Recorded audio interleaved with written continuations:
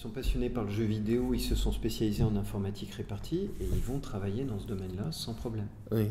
Ça me fait dire ça parce que ça fait un renvoi à l'interview de Blanchet où Oui.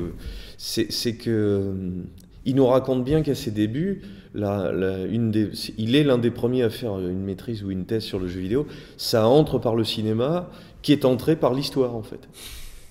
Et lui représente une transition qui est la même que celle que tu décris, c'est pour ça que vous mettez en réponse est passionnant, c'est qu'il est aujourd'hui enseignant dans un secteur du jeu vidéo, rattaché encore aux arts visuels, aux arts plastiques, et pas du tout dans l'industrie, tu vois, c'est aussi là où c'est la phrase de Malraux sur le cinéma, et le cinéma est par ailleurs une industrie, il faut s'en rappeler, donc quand on dit ça, on se dit ouais mais c'est un type qui veut vendre des saucisses et il n'est pas dans l'art et dans la création, mais vous êtes le cinéma, le jeu vidéo au cœur d'un système de recherche scientifique que tu nous as décrit, de recherche économique, de développement intellectuel et en même temps de modèle culturel pour tous ces enfants. Et ce qui est très étonnant et passionnant dans ce que tu décris là, c'est que cette transition, elle est en cours. Oui. Et il n'y a pas tant de gens que ça qui s'en sont rendus compte, en fait. Tu vis un morceau d'histoire en direct, Oui. parce que ça se change à toute vitesse. Est-ce qu'en 2004, tu aurais pu nous dire qu'on jouerait sur des téléphones en ligne partagés à ce point-là? Voir que les interfaces de téléphone vont peut-être disparaître. Et j'étais capable j'étais en mesure de dire ça bouillonne. Encore une fois, il faudrait que je te retrouve le chiffre, mais quand Electronic Arts a racheté Tetris, mais La somme, ouais. la somme investie, tu te disais, mais c'est pas possible. Et c'était la bonne intuition.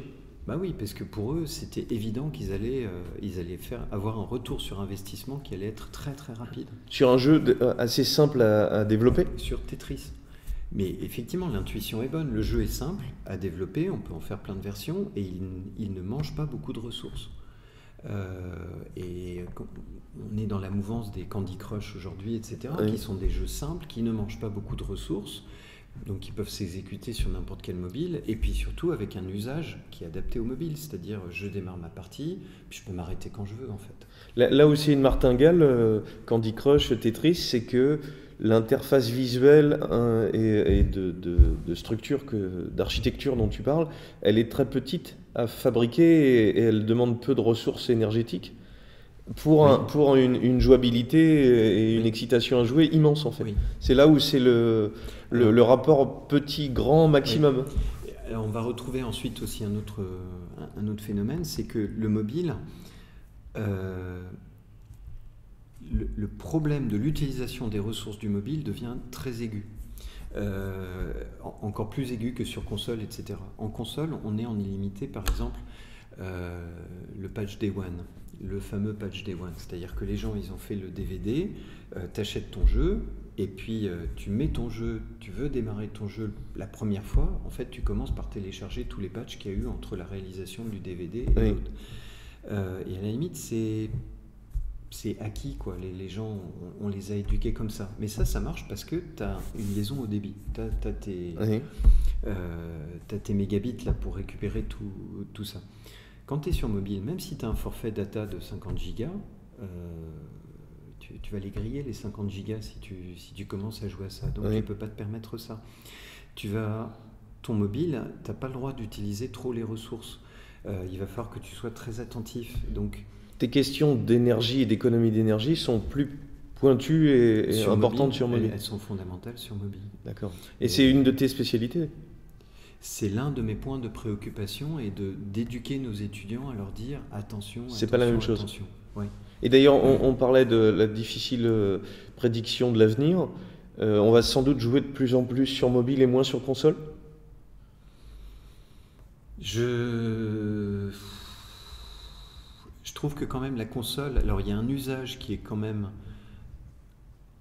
c'est marrant, j'en parlais. C'est pas la même pratique peut-être, récemment. Ou c'est pas les mêmes jeux auxquels on joue?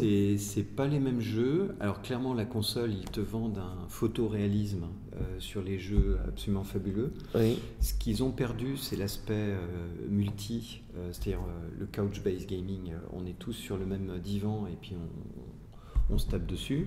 Ça, on est en train de le perdre. Pour diverses raisons en fait. Mais la console, ils te vendent un photoréalisme qu'il n'y aura jamais sur le mobile. Oui. Et une expérience de jeu... Qui est peut-être est-ce que c'est une caricature si je te dis que les étudiants qui viennent dans l'option Jean, elle se crée, tu as dit en 2014. Elle ouvre en 2014, la première fois. Donc tu as vraiment vu 15 ans de culture de jeu d'étudiants. Voilà. Est-ce que c'est une caricature de dire qu'ils viennent pour ce photoréalisme, ce spectaculaire du jeu, et pas du tout pour créer quelque chose d'aussi fort qu'un Tetris? Les premières années, les étudiants, pour eux, il y a hors console et PC, point de salut. Oui. Ça va jusqu'à un étudiant qui me dit, lors de la réunion de rentrée, ce qu'il ne fera jamais, c'est travailler pour le mobile. Pour lui, c'est inconcevable. Oui. L'amusant de l'histoire, c'est que cet étudiant-là, quelques mois, il fait Jean et puis il cherche un stage et tout ce qu'il trouve, en fait, c'est dans le domaine du mobile. Lors de cette soutenance de stage, il dit, en fait, le mobile, c'est passionnant, quoi. Oui. Et moi, je lui ai dit, mais vous vous souvenez, à la rentrée, vous m'aviez dit ça, que vous ne travailleriez jamais sur le mobile. Oui. Et lui, il me regarde et me dit, ouais, je sais, j'étais un petit con. Ça m'avait beaucoup fait rire. Et ce gars-là a pris conscience de tous les enjeux qu'il y avait quand on fait du développement sur mobile. Oui. Est-ce que j'ai une dernière question qui vient du philosophe qui te parle. C'est aussi dans les... Là, on est plutôt sur philosophie du jeu vidéo de Triclot, c'est-à-dire des gens qui cherchent, et c'est très passionnant pour ça, comme Huizinga, des gens qui ont théorisé le jeu. Est-ce que tes étudiants... parce qu'en fait, ce qui est merveilleux dans Candy Crush, c'est que c'est très simple. Et quand on voit la simplicité de ça, on se dit, mais pourquoi personne n'y a pensé? C'est ce qui fait le génie de choses comme ça, d'ailleurs, de Snake, dont tu as parlé. Est-ce que les étudiants sont formés à cette idée de jouabilité, aux enjeux que représente le jeu? Ou est-ce qu'ils sont déjà avantagés et handicapés par leur culture du jeu vidéo, par leur pratique du jeu vidéo? Ils ne sont pas formés. Enfin, ils sont... Parce que ce qui se joue dans le jeu est un enjeu passionnant. Ils arrivent en se disant, j'ai beaucoup joué, donc je connais. Oui. Alors on en a quelques-uns maintenant qui commencent à se former à faire des jeux. Mais beaucoup à l'époque, parce qu'on a eu une évolution dans les étudiants qui sont arrivés pour faire l'option de J. Alors, les débuts, c'est les passionnés de jeux geeks. Oui. Et là, on commence à avoir des gens qui vont intégrer l'une des deux écoles, le Télécom Sud Paris ou le NSIE, en se disant, je veux faire l'option jeux vidéo. Et certains de ces étudiants, en fait, sont des créatifs et... on fait prépa parce qu'ils avaient les capacités et qu'ils ont été poussés par leurs parents, leurs professeurs ou je ne sais qui. Et ils se sont dit, qu'est-ce que je peux faire qui corresponde à ma créativité? Et ils découvrent cette option-là. Alors, ils arrivent, ils intègrent, je peux parler des Télécom Sud Paris, on en a certains qui intègrent Télécom Sud Paris, et puis là, qui ont une douche froide quand ils découvrent que l'option, en fait, est extrêmement technique. Avec une coloration développement de jeux vidéo qui est très très forte. Tu veux dire, ils se voyaient directeur artistique? Presque. Certains, ouais, la fibre, ils sont plus dans la fibre artistique que la fibre technique. Et ça pour certains, ça les affole parce qu'ils se rendent compte qu'en fait, l'option ne répond pas ne leur correspond. Et c'est la forme qu'a pris l'option? C'est tes compétences, c'est l'organisation de l'école? Ce sont mes compétences. Parce qu'il pourrait y avoir aussi de la formation sur le scénario, des choses qui sont autour du jeu, mais qui sont pas loin de tes compétences de faire jouer des interfaces? Oui, ce sont mes compétences qui ont coloré ça, et puis peut-être ma croyance que comme on est dans une école d'ingénieurs, on va former des techos, avec une forte coloration artistique, mais le cœur, c'est quand même technique. Oui, puis tu décris, c'est une façon de faire, pour avoir assisté au lancement de Jean, un sociologue, un créateur de jeux vidéo, un designer... tu essayes que la formation... Dans la construction de la formation, il est apparu très vite, à travers les projets de recherche que j'ai menés, et puis des discussions avec des gens, qu'il y avait des dimensions autres que techniques qui devaient absolument être présentes pour ouvrir l'esprit des étudiants. Et parce que les étudiants, une fois, quand ils viendront dans des studios, ils ne vont pas travailler qu'avec des techos, qu'avec des techniciens. Ils vont être aussi avec des artistes, des game designers, il faut qu'ils apprennent à parler d'autres langages. Oui. Et pour moi, c'est très très important ça. Oui. Ça t'est apparu dès la création De Gin. de Gin. Oui. Et c'est ça et c'est quand tu t'en es aperçu dès ton enseignement en 2004-2014 de cette... C'est apparu à travers ça, et puis c'est apparu, je te dis, donc Gin, c'est 2 ans de préparation avant qu'on ouvre en 2014. Donc, oui, juste pour info, l'ouverture de Gin, c'est une intuition des directeurs des 2 écoles qui disent on a un manque en termes de formation en jeux vidéo, et ça tombe bien, on a un gars, il fait de la recherche là-dessus depuis des années, on va le mettre sur le coup, et puis on va le laisser monter son truc. Et donc là, il y a tout un tas d'échanges avec des gens, de discussions avec des gens, et notamment des discussions avec des gens du design. Socio-anthropologue, ça je connaissais Raphaël déjà, mais ça va être également la rencontre avec Myriam Davidovitz-Sinora, qui est économiste dans le jeu vidéo, qui s'intéresse à cette thématique-là. Et tout ça, ça m'aide à modeler la formation.